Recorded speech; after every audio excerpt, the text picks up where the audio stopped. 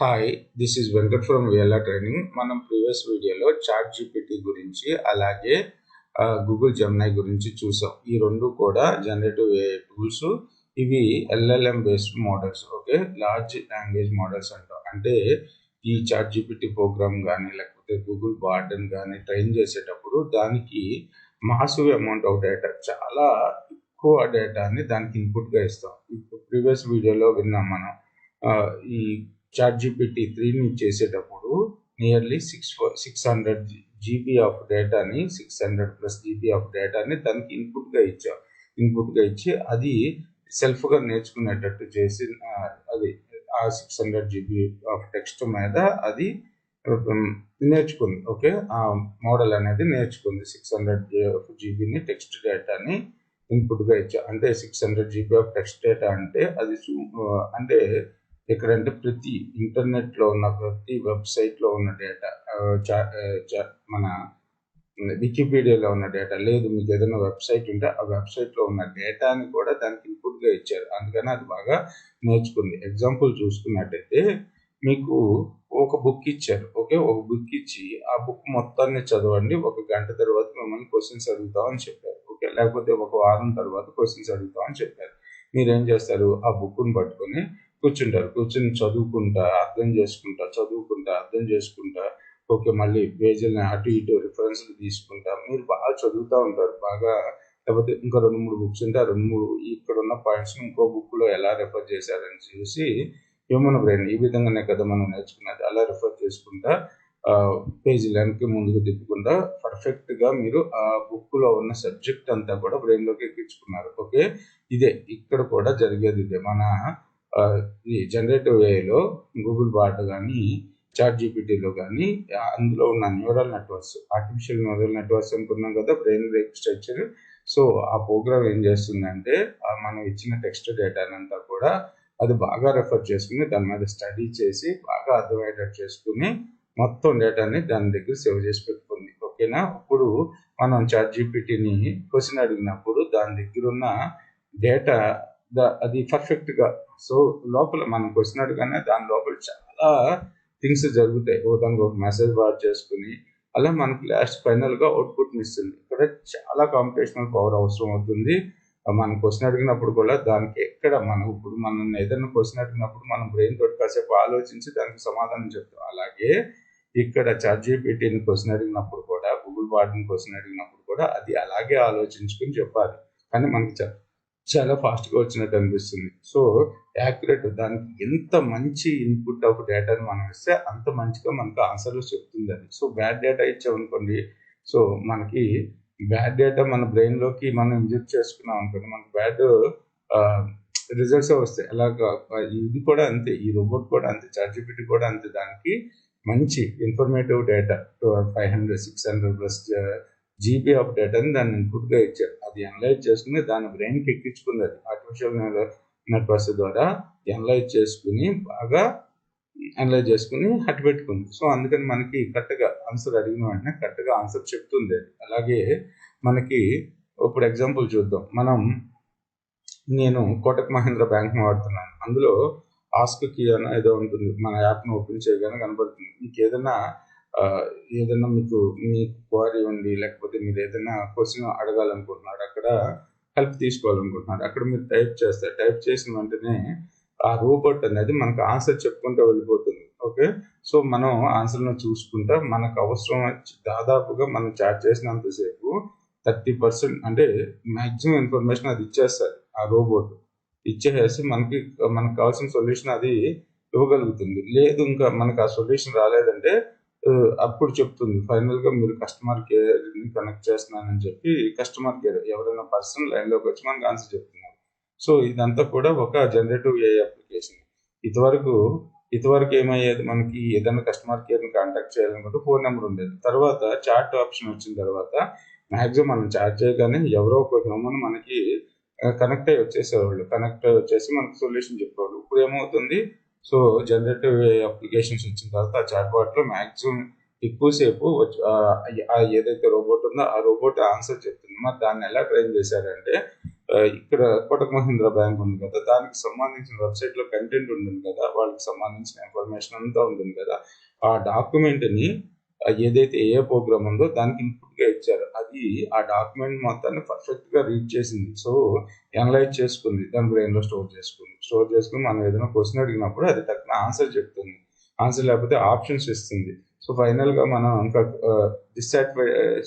Satisfy కాలేదు అనుకుంటే అప్పుడు ఏజెంట్కి కనెక్ట్ చేస్తుంది అనమాట. సో ఈ విధంగా ఫస్ట్ ఏం చేశారు, కోటక్ మహీంద్రాలో ఉన్న డాక్యుమెంట్స్ అన్ని, వాళ్ళ దగ్గర ఉన్న టెక్స్ట్ డేటా ఏదైతే ఉందో, వాళ్ళ దగ్గర ఉన్న రూల్స్ అండ్ రెస్పాన్సిబిలిటీస్ ఏమున్నాయో, వాళ్ళ యొక్క టర్మ్స్ అండ్ కండిషన్స్ ఏమున్నాయో అన్నీ కూడా ఆ ఏఐ ప్రోగ్రామ్కి కరెక్ట్గా ట్రైన్ చేశారనమాట. ఓకే, సో ఫస్ట్ ఇప్పుడు థియరీలో ఇప్పుడు యాక్చువల్గా ఇది చదువుదాం. Core concept. LLM are type of artificial intelligence program fundamentally trained to process and generate human-like text.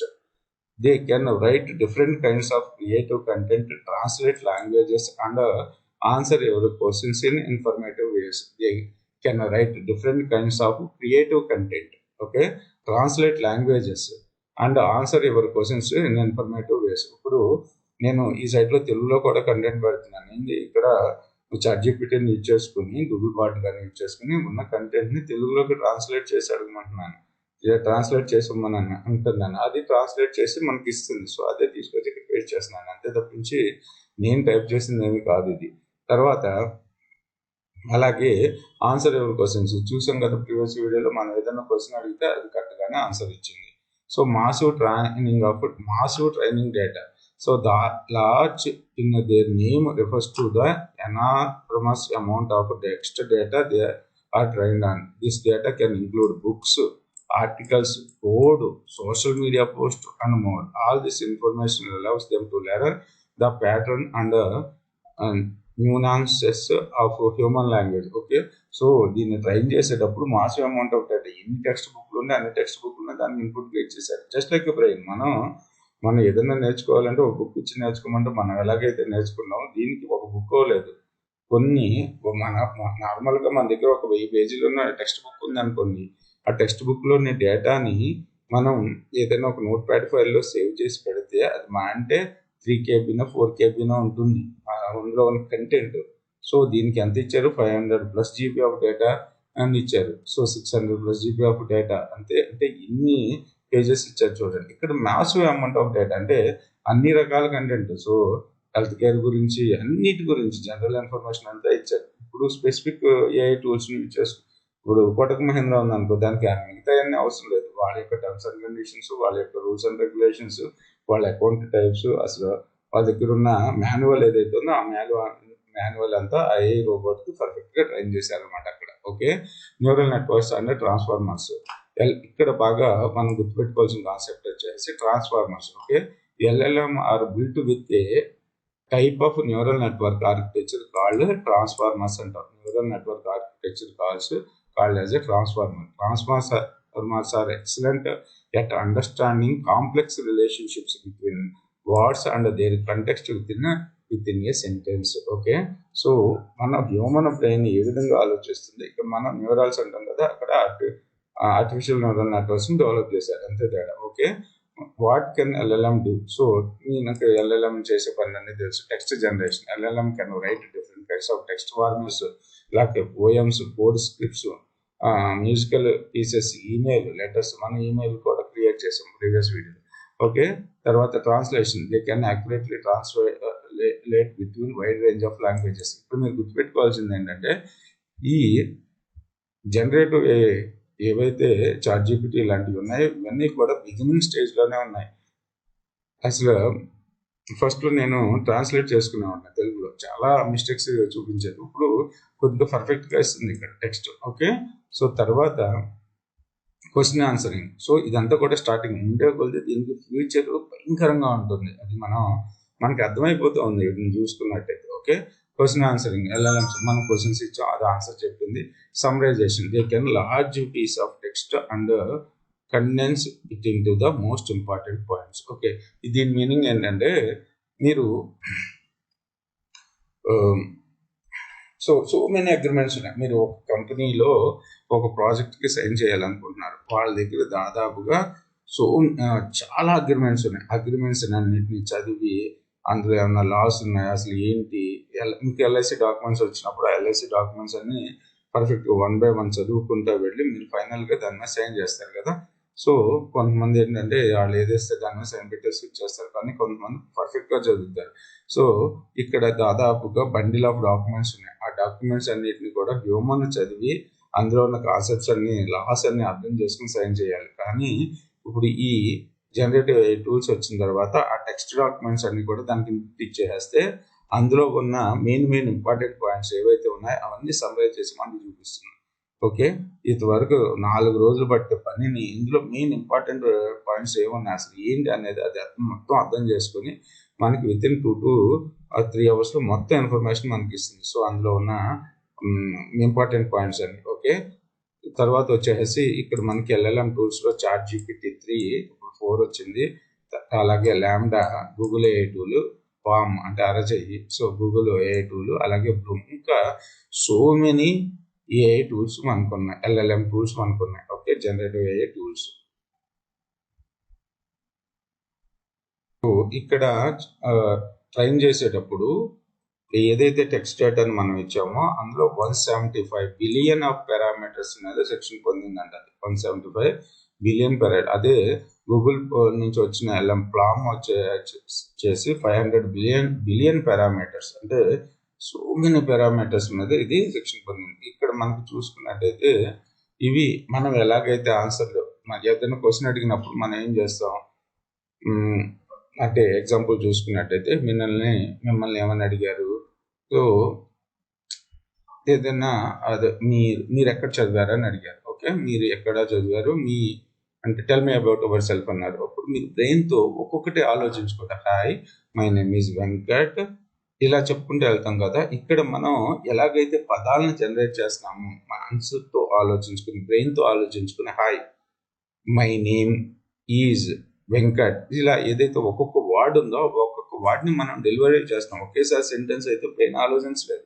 Okay, అలాగే ఇది కూడా లాంగ్వేజ్ మోడల్స్ కూడా ఒక్కొక్క వర్డ్ మీదనే జనరేట్ చేసుకుంటే ఆ వర్డ్ తర్వాత ఏ వర్డ్ అవ్వాలి, సో దానికన్నా ముందు, సో అది కూడా మన బ్రెయిన్ ఎలాగ ఆలోచిస్తుందో అది కూడా అలాగే ఆలోచించుకుంటూ అవుట్పుట్ని ఇస్తుంది. అదొకటి బాగా గుర్తుపెట్టుకోవాలి. ఒకేసారి సెంటెన్స్ ఇక్కడ ఏమీ సెలెక్ట్ చేయట్లేదు. మీరు బాగా గుర్తుపెట్టుకోవాల్సింది ఏంటంటే ChatGPT కానీ గూగుల్ బాట్ కానీ మనం ఏదైనా క్వశ్చన్ అడిగినప్పుడు ఒక సెంటెన్స్ రాయమని అడిగాం. ఓకే, మహాత్మా గాంధీ గురించి ఒక సెంటెన్స్ రాయమన్నాను. ఇది తన ఓన్గా ఆలోచించి మహాత్మా గాంధీ గురించి రాసింది. ఓన్గా ఎలా ఆలోచించింది, అందుకుంటే దానికి చాలా టెక్స్ట్ ఇన్పుట్ ఇచ్చాం మనం. ఓకేనా, సో అంటే అక్కడ చాలా మహాత్మా గాంధీ గురించి చాలా టెక్స్ట్ ఇన్పుట్స్ ఇచ్చినాం. అది అందులో దానికి ఉన్న ఒక 10 టెక్స్ట్ ఇన్పుట్లో నుంచి ఒక టెక్స్ట్ ఇన్పుట్ని తీసుకొచ్చి మనకు ఇవ్వటం లేదు. అది దాని ఓన్గా ఆలోచించుకొని, సో మహాత్మా గాంధీ గురించి ఒక 200 వర్డ్స్ ఆఫ్ సెంటెన్స్ మనకి ఇస్తుంది. అది ఓన్ కంటెంట్ అంతే తప్పించి ఎక్కడి నుంచి కాపీ తీసుకొచ్చి పేస్ట్ చేసిన కంటెంట్ అయితే కాదు. కానీ అలా అనిపిస్తుంది, ఎక్కడి నుంచో తీసుకొచ్చి పెట్టింది అనుకుంటాం. కానీ కంపల్సరీ ఇప్పుడు నార్మల్గా write C program for printing of 1 to 10 numbers అని అనుకోండి, ఎవరు రాసినా అదే కూడా రాయాలి. అంటే కొద్దిగా వేరియేషన్స్ ఉంటాయి. కానీ టెక్స్ట్ జనరేషన్ అప్పుడు ఇది కూడా అది ఓన్గా రాసినట్టే. ఓకే, అంతే తప్పించి బయట నుంచి ఎక్కడి నుంచి కాపీ పేస్ట్ అయితే జరగలేదు. ఇంకోటి ఏంటంటే ఇక్కడ ఈ ChatGPT వల్ల యూజ్ మనకి ఏదైనా ఒక ఇన్ఫర్మేషన్ తెలుసుకోవాల్సి వచ్చింది. ఓకే, నాకు తెలిసి మనం ఇండియా వరల్డ్ కప్ ఇప్పుడు గెలిచాం, 1983లో గెలిచాం ఫస్ట్ టైం. సో 1983లో థర్డ్ మ్యాచ్ ఎవరెవరికి మధ్య జరిగిందని మనకి కావాల్సి వచ్చింది అనుకోండి, మనం గూగుల్ బార్డ్లోకి వెళ్ళి 1983 ఇండియా థర్డ్ మ్యాచ్ అని చెప్పి మనం కొడితే డైరెక్ట్గా మనకు ఆన్సర్ వస్తుంది. అదే మీరు గూగుల్లో సెర్చ్ కొడితే అక్కడ 10-15 పేజెస్ వస్తాయి. సో ప్రతి పేజ్ని ఓపెన్ చేసుకుంటా, అంటే ఇప్పుడు కొద్దిగా ఇన్ఫర్మేషన్ అనేది ఫాస్ట్గా ఇస్తుంది అనుకోండి, అన్నీ మనం గ్యాదర్ చేసుకుని చదువుకోవాలంటే ఎక్కువ టైం పడుతుంది. ఇక్కడ మనకి ChatGPTలో కానీ ఈ LLM మోడల్స్ అంటే జనరేటివ్ AI టూల్స్లో వెంటనే మనకు అవుట్పుట్ ఇచ్చేస్తుంది. ఓకే, ఇంకా కావాలనుకుంటే దాని గురించి ఇంకా డీటెయిల్గా క్వశ్చన్స్ అడుగుతా మనం వెళ్ళొచ్చు. సో ఆ మ్యాచ్ గురించి వచ్చిన తర్వాత ఒకసారి ట్రై చేద్దాం. న్యూ చాట్ తీసుకుంటాను, అంటే new conversation. Right, India first cricket, నాకు డౌట్ ఉంది.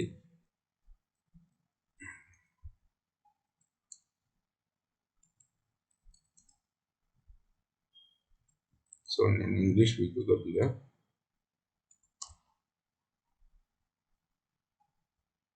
Which year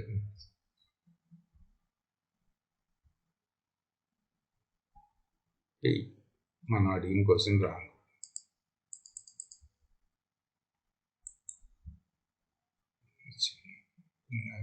first ODI world cup. So మనం రాంగ్ అడిగాం కదా, అది కరెక్ట్గానే చెప్పింది, మనం రాంగ్. 1983.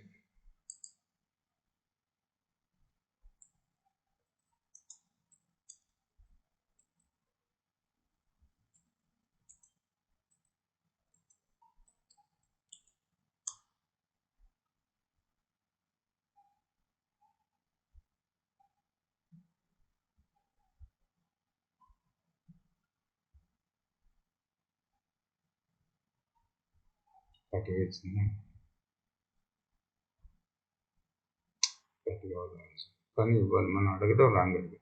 దీన్నే ప్రాంప్ట్ ఇంజనీరింగ్ అంటాం. సో కరెక్ట్గా అడగాలి మనం. What is thought?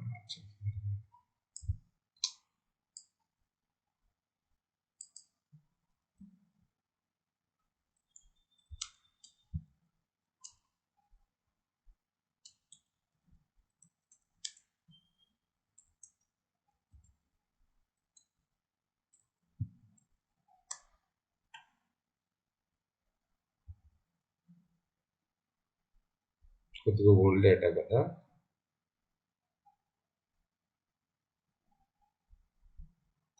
ఓకే, ఇది క్రికెట్లోకి వెళ్తుంది. యాక్చువల్గా మనం అడిగింది ఫస్ట్ ఇది జనరేటివ్, ఇది స్టేట్ఫుల్. మనం దేని గురించి అడుగుతున్నామో దాని గురించి ఆన్సర్ చేయాలి. మనం కరెక్ట్గా ప్రాంప్ట్స్ ఇవ్వకపోతే బయటికి వెళ్ళిపోతుంది.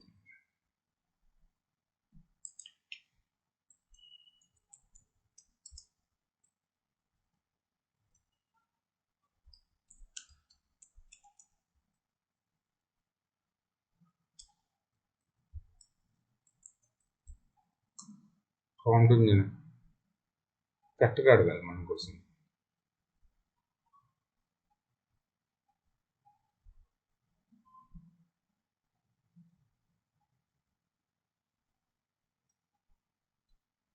runs. సో కరెక్ట్గా అడగాలి questions. Okay, thanks for watching this video. ఇంతవరకు మన ఛానల్ సబ్స్క్రైబ్ చేసుకోకపోతే సబ్స్క్రైబ్ చేయండి. అలాగే మన వాట్సాప్ గ్రూప్లో జాయిన్ అవ్వండి.